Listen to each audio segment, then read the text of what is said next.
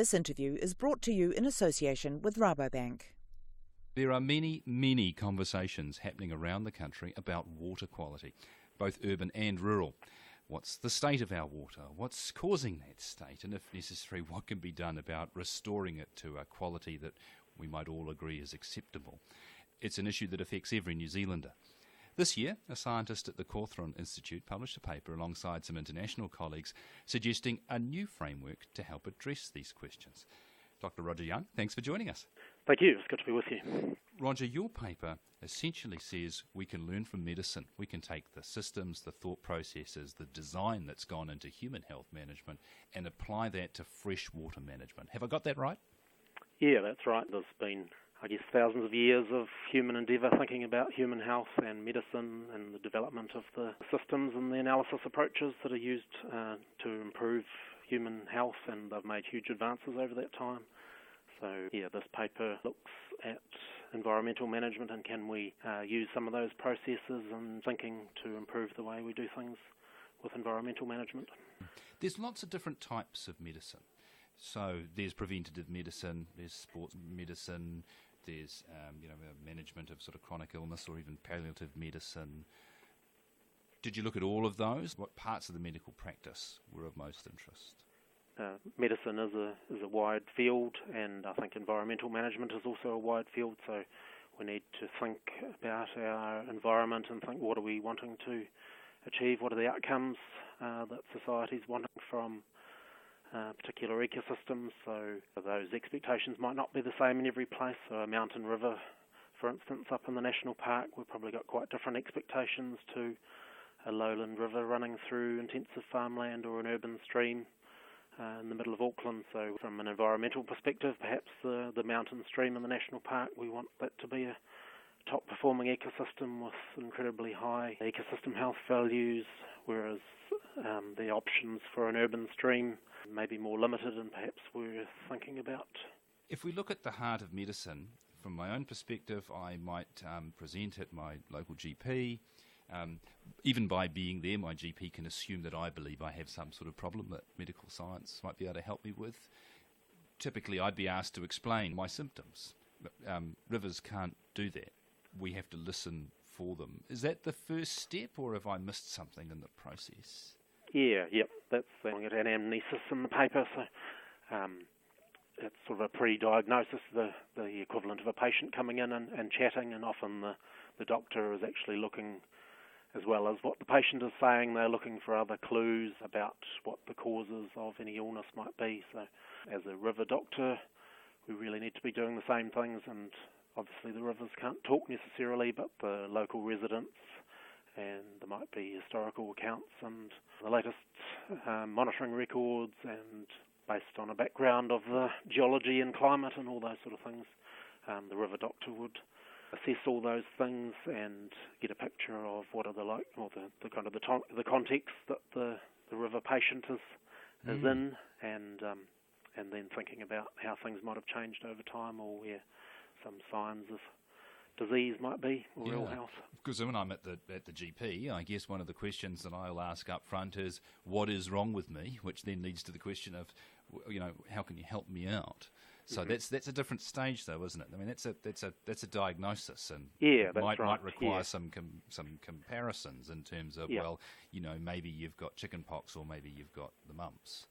And that's right. So different if somebody was a heavy smoker coming into a doctor's office and complaining about something. That would be background information that would be important to providing a context of what the likely issues might be.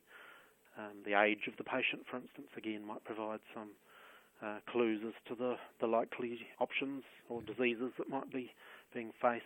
If we look through that as a kind of a typical experience that many of our listeners will relate to, how would that apply, using your thinking, to a waterway? How would thinking like that change the way a scientist, and indeed a regulator or a water user or otherwise, might look at, I guess, a perceived problem, right from that first point of view of actually asking, do we have a problem? An example I'm thinking of at the moment is relatively local to Nelson here, and so an example, there's been some water quality monitoring done, some issues raised, so the anamnesis might be involved in talking to the local landowners and some of the people that are interested in that particular catchment. Say there was a problem with fecal contamination of the river, so people were getting ill when they were swimming in the river, for instance. So then we might do a diagnosis and look at a range of indicators to see the water clarity is okay, the sediment levels are elevated but not extreme.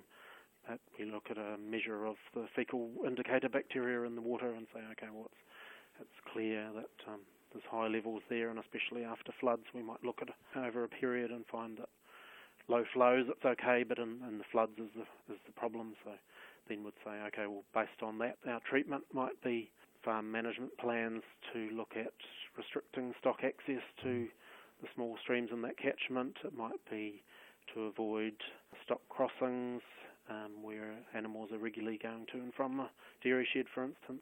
So that might be our treatment that we put in place. It might take a year or two to put some of those things in place, and then monitoring subsequently. We might say, well, okay, is those treatments making a difference? You could measure the fecal indicator bacteria and say, oh, okay, over the last, since the farm management plans are in place, there's been a lot of action on the ground excluding stock from streams, and yes, the fecal levels have dropped by 40% and are now within the safe swimming range for 80% of the time, whereas they were only in the safe zone for 40% of the time before. So we could say it looks as though it's working. We should continue on with further efforts if where the community wants to achieve more. And then I guess the final step is prevention. What about this one patient? What about other river patients around the region? Should there be national or regional policy around stock exclusion that might avoid this ill health or potential problem showing up? You've worked with international colleagues here, Germany and Spain. Did you find that you had a similar view about river health, setting yourselves up as river doctors, or were there different viewpoints based on the place people were from and the challenges that they faced and their cultural perspectives, etc.? There were certainly some differences. Both of the other two authors are from Europe, and with the European Union provides a strong cross-Europe environmental regulations as a water framework directive, but to some extent the water scientists in Europe are a bit distant from policy development. And one of the things I was able to bring to the paper was a bit more direct experience with on-the-ground issues and with policy development and those sort of things. They're both from universities, the other two, so they're a bit more academic perhaps than I am. Okay. The other area I'd like to touch on is technology. There's an awful lot of technology in medicine, and it's moving forward at sometimes a scary pace. Yep. That's due to huge investment. Where are the technology gaps or technology opportunities as you see them in freshwater management? Yeah, there's some real opportunities there. In the paper we were, I guess, moaning a little bit about that's one aspect. Medicine has huge funding compared with environmental management. Not surprising, and the waiting on that sort of thing. But yeah, there are some exciting technologies out at the moment that can help with environmental management, and thinking particularly around things like remote sensing is one particular one, using imagery from satellites, or more recently drones and things like that, and even remote buoys, water quality monitoring buoys that are out there all the time and can provide continuous monitoring information. There's some exciting new technologies using molecular science and techniques, so environmental DNA, being able to, rather than spending a week searching up a river trying to see if a rare species or if an invasive pest has moved into that particular river system, the potential is to be able to take a water sample and test that to see if the essence of that species or the DNA from the pest species or the very rare species is present. So those new technologies are out there. What happens next? You've looked at this methodology, you've said there's something here. What is the next phase, I guess, in terms of applying what you've seen to what you do? How will it change something that you're going to do in the very short term? One thing is around the need for monitoring of our efforts. A lot of the all around New Zealand there's increasing recognition that there's some issues with water quality and river ecosystem health, and people are starting to do things and try treatments, I guess. But in New Zealand, and it's a problem all around the world, there's been very little monitoring to back that up and to learn from our experience doing those things. Yeah. So often there's a limited budget, so they say, well, we could fence and plant 10 kilometres of river, or we could do 6 kilometres of river and then do multiple follow-up monitoring afterwards. So they generally go for the big rehabilitation and never really follow up. So that means we don't learn what's working well, what isn't working well. So I think that's one of the major things we should be investing in, a bit more monitoring.